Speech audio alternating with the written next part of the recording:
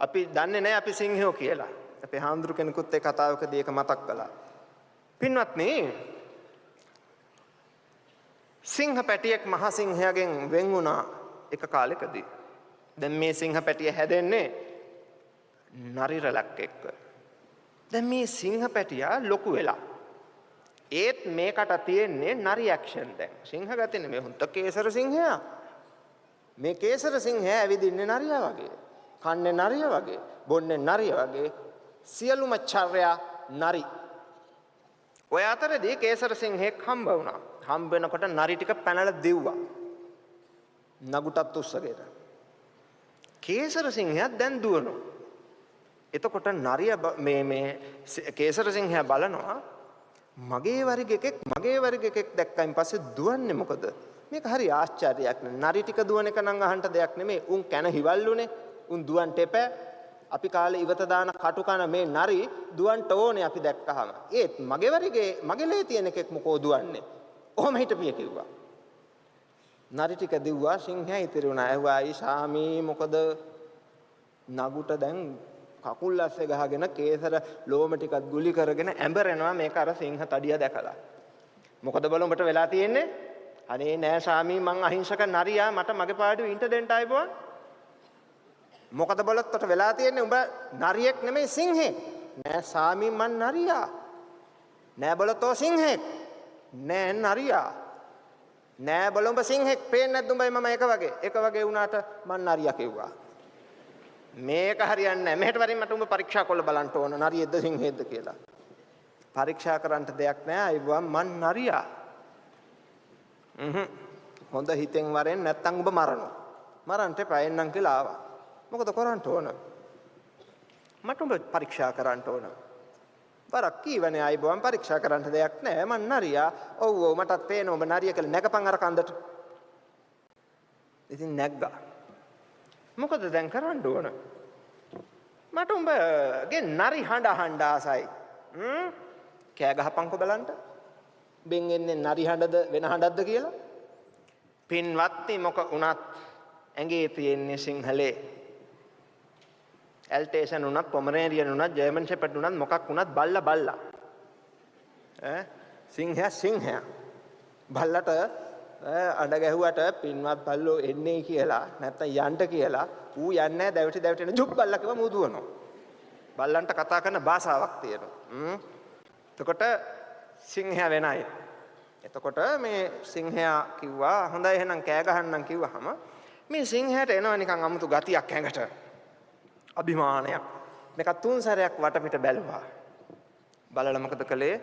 හූ කියමි කියා හිතලා මරහඬින් කෑ ගැහුවා. පිට උනේ හූ හඬ නොව ගර්ජන හඬ මුළු වනයේම දෙවනත් වුණා. මොකද ඉඳලා කෑ ගහපු කෑ ගහිල්ලනේ. දෙදරන්න පටන් ගත්ත කැලේ. අලි ඇත්තු අස්සයෝ වල් සත්තු සියල්ල හිස් ලූලුවත පැන දුවන්න පටන් ගත්තා. කේසර සිංහයා අහනවා දැන් දැක්කද උඹ සිංහෙක් කියලා? දැන් තමයි දන්නේ මං සිංහෙක් කියලා. ආර්ය සිංහල වංශයේ උපන් මේ ශ්‍රේෂ්ඨ සිංහලයන්ට නරිත් එක්ක ඉඳලා තමන්ගේ වංශය අමතක වුණා. සමහරව අහනවා මොකද මේ විජය නැමැති පල් හොරාගේ අතේ පිරිත් නූල් ගැට ගහන්න කිව්වේ කියලා බුදුරජාණන් වහන්සේ. කවුරුත් හොඳින් මතක තියාගත්තොත් හොඳයි. ඒ විජය රජතුමා නැත්තම් ගාමණී අභය රජෙක් නැහැ. මහා වංශ කියවල බලන්න. පරපුර මොකද්ද කියලා අපි කියමුකෝ ඔතන ඉන්න ඔය මහත්තයා කොච්චර සිල්වත් උනත් ගුණවත් උනත් මේක මම උදාහරණයකට ගන්නෑ කවුරුත් නැති නිසා ළඟ මෙතුමගේ සීයා පිස්සු නටනවා නම් බේබද්දෙක් නම් මේ මුණුපුරා අපට අවශ්‍ය නිසා සීයාගේ අතේ පිරිත් නූල් ගැට ගහලා හරි සීයා රැක ගන්න ඕන මොකද මේ මුණුපුරා ගන්නට විජය රජතුමා පණ්ඩු වාසුදේව රජතුමා අභය රජතුමා පණ්ඩු කාබේ රජතුමා මුටසීව රජතුමා දේවානම්පියතිස්ස රජතුමා දේවානම්පියතිස්ස රජතුමාගේ සහෝදරයා මහානාග රජතුමාගේ පුතා යටාලතිස්ස රජතුමාගේ පුතා ගෝඨාභය රජතුමා ගෝඨාභය රජතුමාගේ පුතා කාවන්තිස්ස රජතුමා එතුමගේ පුතා ගාමණී අභය රජතුමා එතුමගේ සහෝදරයා සද්ධාතිස්ස රජතුමා එතුමගේ පුතා තුල්ලත්තන ලජ්ජිතිස්ස කල්ලාටනාග වට්ට ගාමණී අභය මහාචූලික මහාතිස්ස ඔය විදිහට අපේ රාජාවලිය යන්නේ දුර්ලභංච manussත්තං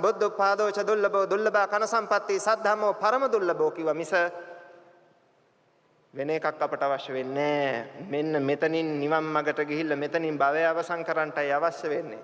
නැතුව වංශ කතා වෙන රජවරු ගැන කීකින්ට නෙමෙයි.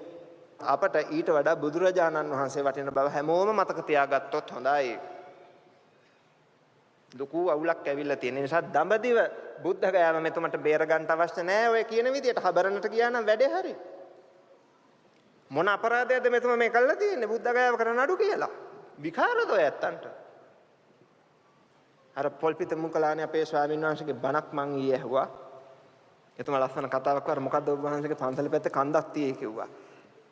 අපේ ගෙවල් පැත්තේ තමයි ලුම්බිනි සල්වනේ තියෙන්නේ. ඇයි මං ඉන්නේ කොළොන්නාවේ සාල මුල්ලේ. සල්වනේ මුල්ල තියෙන්නේ අපේ ගෙවල් කිට්ටුව.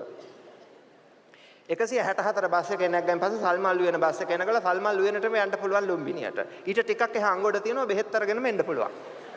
මෝඩ જાතියක්. මෝඩම જાතියක්. මාලිගා කන්ද විද්‍යෝදේ පිරිවෙන හදලා තියෙන්නේ මාලිගා කන්ද උඩ තමයි බිම්බිසාර රජතුමාගේ මාලිගාව තිබුණේ ආනන්ද බාලිකාව හදලා තියෙන්නේ ආනන්ද හාමුදුරන්ට අර ප්‍රකෘති පැන්දීපු තැන. ආනන්ද විද්‍යාලයේ තියෙන ටිකක් එහා ආනන්ද හාමුදුර වැඩ හිටියේ හේ නාලන්දා විශ්වවිද්‍යාලයේ තිබුණේ නාලන්දේ හදපු තැන.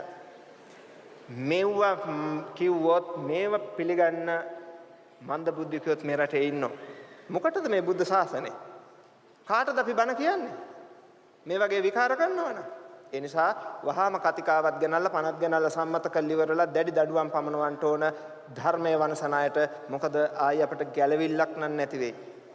ඒ නිසා අපේ මහානායක ස්වාමින් වහන්සේලා එකට එකතු වෙලා කතිකාවතක් ඇති කරගත යුතුයමයි. මේවා සමාදානෙන් විසඳ ගන්නට බෑ. මේවට නීති ගණන්ලා පනත් ගණන්ලා සම්මත කළ යුතුයමයි. කතිකාවත් කියලා එදා රජවරු හැදුවා. හදලා ශාසන සුද්ධිය කළා. ධර්මපාලතුමාගේ චින්තනය ප්‍රායෝගිකව ක්‍රියාත්මක කරනවා නම් මෙය කළ යුතුයමයි. තව දවසක්වත් කල් තියන්න එපා. ඒතරම්ම විනාශයක් මේ සිද්ධ වෙලා තියෙන්නේ. දැන් බුදුහාඳුරෝ ලෝකේ